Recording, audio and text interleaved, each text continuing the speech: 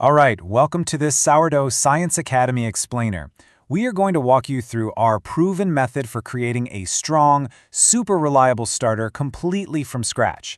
This is the exact process we teach all our students, and it's designed for consistent, repeatable success.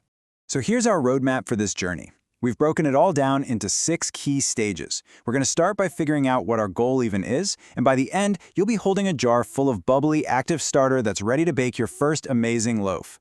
First things first, let's define our destination. What does a ready starter actually look like? What does it do? Knowing the goal from the very beginning is absolutely key, because then you'll know for sure when you've succeeded. So, the single most important word here is predictably. Your starter isn't ready just because it had one good rise. Nope, it's ready when it consistently and predictably doubles in size after every single feeding. That's the sign of a stable, powerful culture. And as you'll see, temperature is probably the biggest factor in all of this. You can expect that doubling to happen much faster in a warm summer kitchen, maybe 4 to 6 hours. But in the winter, things naturally slow down a bit, more like 6 to 8 hours. The key isn't hitting an exact time, but just observing that predictable rhythm in your own home. Okay, so we know our goal. Let's talk about our building blocks. It sounds simple, flour and water, but the quality here is completely non-negotiable. You've got to think of them not just as ingredients, but as the very specific food and environment you're creating for your brand new culture. These are the tools you're going to need. And I really want to draw your attention to that digital scale. In our method, it's not optional, it is essential. That precision is what makes the Sourdough Science method so reliable. It's the key to getting those predictable results every single time. Now, here at the Academy, we swear by Roberto's feeding flour. This blend is specifically designed for a really powerful start. And you might be asking why. Well, it's because that 35% whole grain flour contains all the good stuff, the germ and enzymes that act like a natural booster, making your starter stronger, faster. And water. Water is just as important as flour. But not all water is created equal. The rule is pretty simple. Just stick to the options on the left. Simple, filtered tap water is perfect. The types on the right, though, they can cause some real headaches. Tank water might have competing microbes, boiling removes vital gases, and alkaline or softened water can actually weaken your culture. And now, we get to the core of the method. This is the daily rhythm, the step-by-step guide to creating and nurturing your starter. If you follow these steps precisely, I promise you'll be on the right path. Day 1 is super simple. You're just making a paste. 50 grams of water, 50 grams of our feeding flour. Now, the key details here are cleaning the sides of the jar. That prevents any crust from forming, and covering it loosely. An airtight seal is a no-go, and a cloth cover can let it dry out. A loose lid is just perfect. So, once you see those first signs of life, maybe a few bubbles, or the smell starts to change, that's your cue to begin this daily routine. You'll discard 50 grams, then feed it with 25 grams of water and 25 grams of flour. This regular refreshment is what keeps the culture healthy, fed, and really well balanced.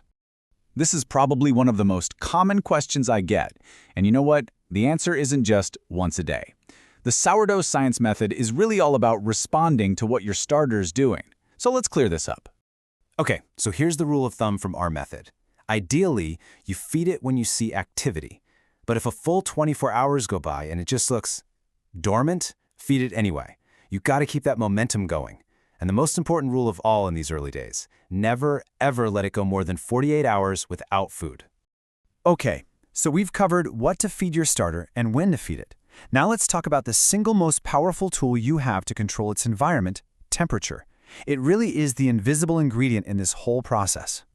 Just burn this number into your brain. Your goal is to keep your starter in this cozy little range. This is the sweet spot. It's where the yeast and bacteria that we actually want are their happiest and most active.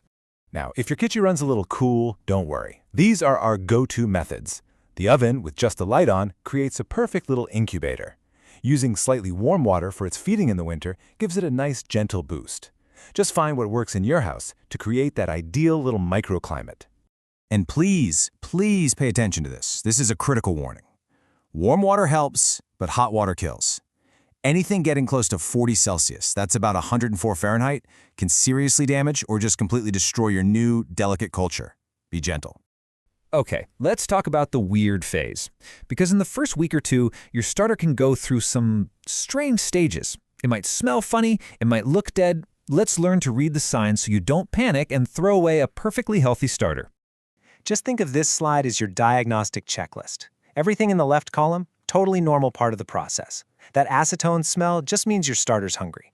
That gray liquid on top, we call it hooch. It's totally fine. But the signs on the right are absolute, non-negotiable danger signs. If you see any kind of fuzzy mold or any pink and orange streaks, it's contaminated. You absolutely have to start over.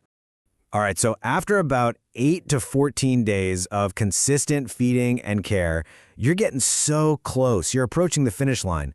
Let's confirm exactly what a mature, bake-ready starter looks and acts like. And here we are, right back at our original goal. This is what success looks like. When your starter can reliably hit all of these marks, that predictable doubling within the right time frame for the season, and it has that pleasant, yeasty aroma, you know for a fact it has the strength and maturity to leaven your bread beautifully. So, congratulations! You've successfully created a powerful, living culture using the sourdough science method. This little jar of starter is now the foundation for all of your future baking adventures. The real fun begins now. So, my question to you is, what are you going to bake first?